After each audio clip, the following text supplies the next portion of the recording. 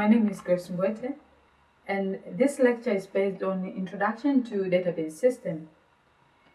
First, we need to learn about definition of a database. What is a database?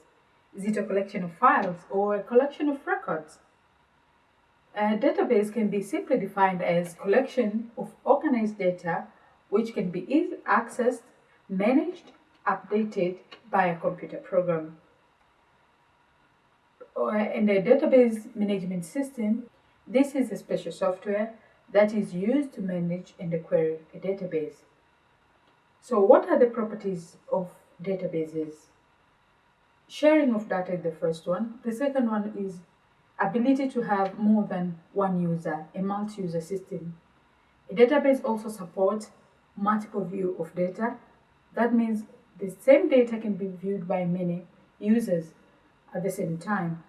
Also, databases control data redundancy. It also ensures integrity constraints. There's also data independence within databases. Also, there's a security for authorized and unauthorized access.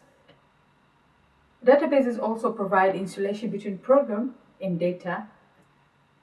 Another property of databases is transaction processing, and finally, backup and recovery facilities in case of any problem. So what are the functions of databases? Why do we have databases? Why do you need a database in your organization?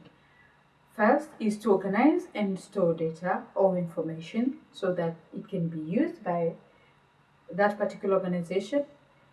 Another function is to provide facilitation for analysis and modeling of data. Another function for databases is to process given data and turn it into information, because you can have data, but it might not be as readable or user-friendly to users until it's processed and become information. And finally, databases are there to support general activities for an organization. So let us see examples of databases usage and environment. This pane that we are seeing here is a human resources information system which has a database within it that is used to store data about employees of that particular organization. You can see details of an employee's name, first name, salary, and things like that. Another example is a school management information system, whereby this system must have a database that stores information about students, examinations, timetable, and general management of that particular school. Also, we can see a flight reservation system. This is a system which is used by either a travel agent or a passenger himself or herself to book a flight. You can see their flight details, their names of a passenger, and the status of that particular flight. Also, as we can see, this is a library information system which must have a database that stores information about books, and they have availability of books, whereby a user can do different things within the system, but with the support of a database. Now we know the definition of a database. Let us see what kind of users are involved within a database management system. First of all, we have application user.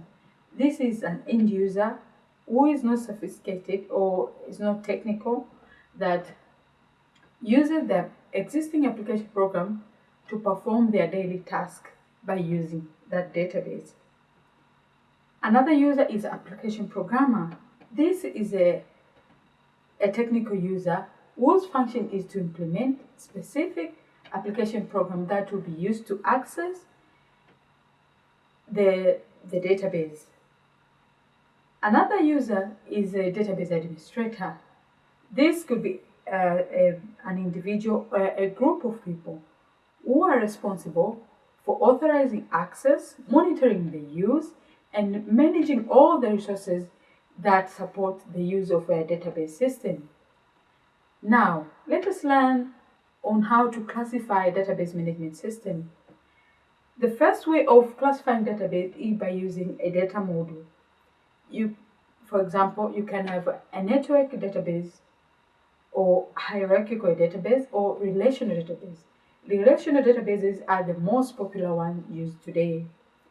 Another way of classifying a database management system is by using a number of users. You can have a single user database management system or multiple users database management system. Another way of classifying databases is the way the database is distributed. That means it's either a centralized database, that means it's situated in one place or in one office, or a database that is distributed. Another way of classifying a database management system is by a license. It's either an open source database or a proprietary database. Finally, you can classify a database whether it's a generic database or a special purpose database. This is the end of part 1, where we were introduced to database system, and now we're going to part 2, where we're going to learn the systems that were being used before the advent of databases. File-based systems were being used before the advent of databases. As you can see in the diagram, you have several departments within a bank. You have accounts department, you have human resources department, and you have a loans department. And in the diagram, there are file system, which were being used by that particular bank or by different organization. But the issue is the information that is being stored by one department is also stored in another department without being related or without being shared within the same organization. That's how they were being used in different organizations. The file-based system would go hand in hand with a particular application program. That means if you have files within accounts department, you need to access those files with a specific application program. And for a loans department, they have their own file-based system and a specific application program that will be used to access their files in that loans department without relating to another department. So, as we can see, there are many problems and limitations of file-based system. The first problem was data redundancy. There was a repetition. From previous example, the information that's stored about a customer having an account in accounts department, but the same customer can have a loan from loan department, but that information is not shared, is not related.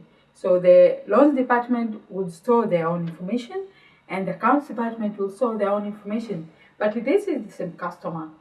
So data redundancy, which would mean repetition of data and would also occupy space within the system. And another problem with file-based system, it was data isolation. Each data will be isolated in its own place. It's not shared, it's not related. And also, there was a lack of data integrity. And another problem is security. There were no security mechanism within file-based system.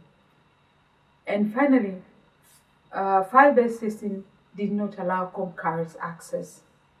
You can have data, but one user can access that data at one time in order to allow update and in having a correct version of that particular file. This is the end of our lecture. Thank you very much for watching.